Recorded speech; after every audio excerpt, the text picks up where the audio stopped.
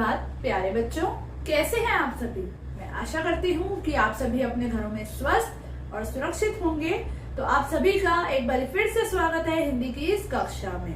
बच्चों, हमने अपनी पिछली कक्षा में जो पाठ्य पुस्तक के पाठ हमारे आ रहे हैं उसकी हमने रिवीजन की थी।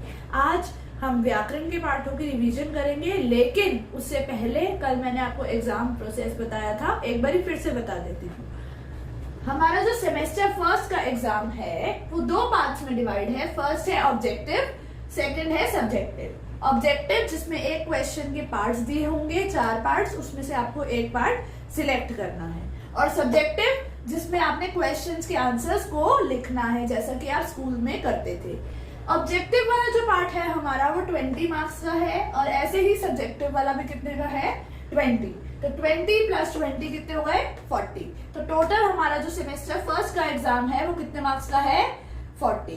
तो ठीक है बच्चों, अब मैं आपको बताती हूँ कि आप लोग एग्जाम अटेम्प्ट कैसे करोगे, और एग्जाम अटेम्प्ट करते करते ही साथ साथ आप अपनी हार्ड कॉपी कैसे बनाओगे। तो बच्चों, सबसे पहले तो आपको एग्जाम अटेम्प्ट करने के लिए कुछ शीट्स की जरूरत होगी। ये शीट्स आप एक दिन पहले ही अरेंज करके रख लेंगे, ताकि एग्जाम के टाइम पे आपका टाइम जो है वो सेव हो सके। ठीक है बच्चों, तो अब मैं आपको बताती हूँ कि इन शीट्स का यूज हम कैसे अपने एग्जाम में करेंगे। तो आइए बच्चों देखते हैं। बच्चों, जो हम सबसे पहले पेपर अटेम्प्ट करेंगे वो हम ऑब्जेक्टिव टाइप पेपर सबसे पहले अटेम्प्ट करेंगे। तो सबसे पहले आपने जो शीट यूज करनी है वो ऑब्जेक्टिव टाइप पेपर के लिए यूज करनी है। आपने वहां पर गूगल फॉर्म्स में जो पेपर आएगा उसमें तो टिक करना ही है, साथ साथ आपने हार्ड कॉपी में भी लिखना है। तो उसके लिए हम क्या करेंगे बच्चों, सबसे पहले हम यहाँ लिखेंगे साइड में डेट ऑफ एग्जामिनेशन। ठीक है, देन हम यहाँ पे लिखेंगे semester first, session 2020-21, subject Hindi, class 5th। Then you have to write name, class, section and objective exam। ठीक है, देन जैसे फर्स्ट क्वेश्चन में क ख ग घ 4 ऑप्शन में से जो सा ऑप्शन है वो आप लिखोगे। सेकंड में भी आप ऐसे ही करोगे, ऐसे ही आप बाकी सब में भी करोगे। ठीक है बच्चों,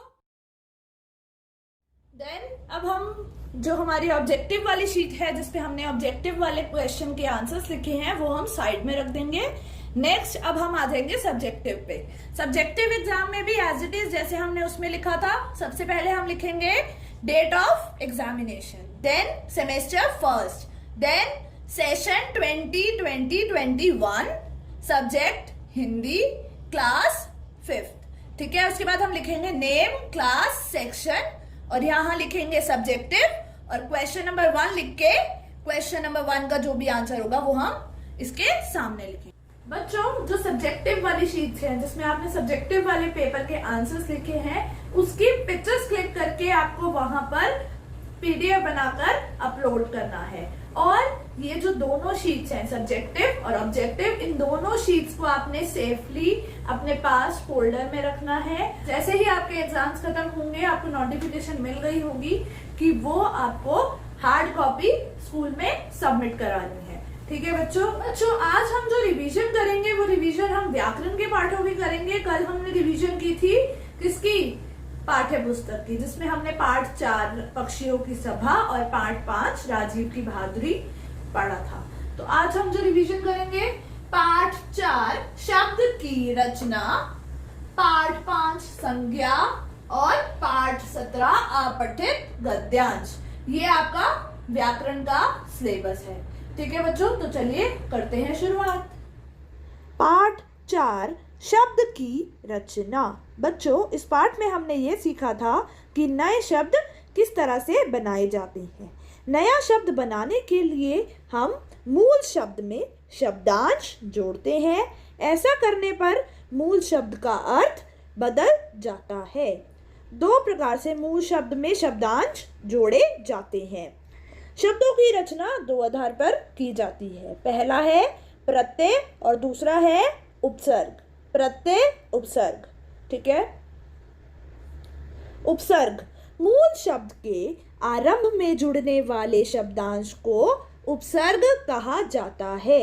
ऐसा शब्दांश जो मूल शब्द के पहले यानी कि आरंभ में जुड़े, उसको क्या कहते हैं? उपसर्ग। जैसे आ जमा जय अजय, कु जमा पुत्र कुपुत्र। ठीक है बच्चों। अगला है प्रत्यय।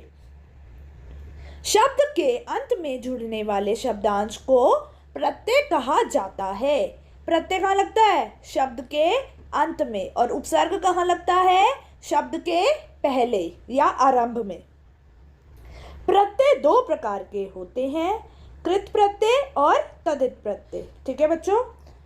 सबसे पहले आता है कृत प्रत्यय। वे प्रत्यय जो क्रिया के मूल रूप के अंत में जुड़कर संज्ञा और विशेषण शब्द बनाते हैं उन्हें कृत प्रत्यय कहते हैं। ऐसे प्रत्यय जो क्रिया के मूल रूप में जुड़कर विशेषण और संज्ञा शब्द बनाते हैं उन्हें क्या कहते हैं? कृत प्रत्यय। जैसे लिख जमा आई, लिख क्या है? क्रिया, और आई प्रत्यय, और इससे जो शब्द बन गया वो है लिखाई। तो लिखाई क्या है? भाववाचक संज्ञा। ठीक है बच्चों। हमारा अगला है तदित प्रत्यय। वे प्रत्यय जो संज्ञा, सर्वनाम और विशेषण शब्दों के अंत में जुड़कर नया शब्द बनाते हैं वे तदित प्रत्यय कहलाते हैं। कृत प्रत्यय में क्या था? कृत प्रत्यय में क्रिया के मूल रूप में शब्दांश जुड़ता था। यहाँ पर संज्ञा, सर्वनाम और विशेषण के शब्दों के अंत में शब्दांश जुड़ता है। जैसे भारत जमा इये भारतीय। भारत शब्द क्या है? संज्ञा, और इसमें नया शब्द क्या बन गया? भारतीय। ये जोड़ने से भारतीय। धन जो है क्या है? संज्ञा शब्द, इससे वान जोड़ने से धनवान। ठीक है बच्चों। हमारा अगला चैप्टर है पाठ 5 संज्ञा। किसी वस्तु, प्राणी, स्थान, अवस्था या भाव के नाम का बोध कराने वाले शब्द संज्ञा शब्द कहलाते हैं, अर्थात नाम वाले शब्दों को संज्ञा कहते हैं। ठीक है बच्चों। नाम वाले जो शब्द होते हैं उनको क्या बोलते हैं? संज्ञा। संज्ञा के 3 भेद होते हैं, व्यक्तिवाचक संज्ञा, जातिवाचक संज्ञा और भाववाचक संज्ञा। ठीक है। व्यक्तिवाचक संज्ञा, जातिवाचक संज्ञा और भाववाचक संज्ञा। व्यक्तिवाचक संज्ञा, जो संज्ञा शब्द किसी विशेष व्यक्ति या वस्तु के नाम का बोध कराते हैं व्यक्तिवाचक संज्ञा कहलाते हैं। जो संज्ञा शब्द किसी विशेष व्यक्ति, स्थान या वस्तु के नाम का बोध कराते हैं क्या कहलाते हैं? व्यक्तिवाचक संज्ञा। जैसे राधिका, अमेरिका, रामायण, सरस्वती। ठीक है। हमारा अगला है जातिवाचक संज्ञा। जो संज्ञा शब्द पूरी जाति, समूह, वर्ग या समुदाय का बोध कराते हैं जातिवाचक संज्ञा कहलाते हैं। व्यक्तिवाचक में क्या था? किसी विशेष व्यक्ति, वस्तु या स्थान का बोध करा रहे थे, लेकिन जातिवाचक संज्ञा में पूरी जाति का बोध जो कराते हैं शब्द वो क्या कहलाते हैं? जातिवाचक संज्ञा। जैसे किताब, हाथी, नदी, पर्वत, गांव आदि। ठीक है बच्चों। अगला है भाववाचक संज्ञा। जो शब्द किसी विशेष व्यक्ति या वस्तु के गुण, दशा, अवस्था, स्वभाव या भाव का बोध कराते हैं उन्हें भाववाचक संज्ञा कहते हैं। जैसे बुढ़ापा, खुशी, मित्रता, इंसानियत। ये क्या है? ये हमारे मन के भाव हैं। ठीक है। इसीलिए इनको हम क्या बोलते हैं? भाववाचक संज्ञा। हमारा अगला पाठ है बच्चों 17 अपठित गद्यांश। अपठित गद्यांश को करते समय हमें कुछ बातों का ध्यान रखना चाहिए। वो बातें हैं, सर्वप्रथम अपठित गद्यांश को ध्यान से 2 बार पढ़ना चाहिए।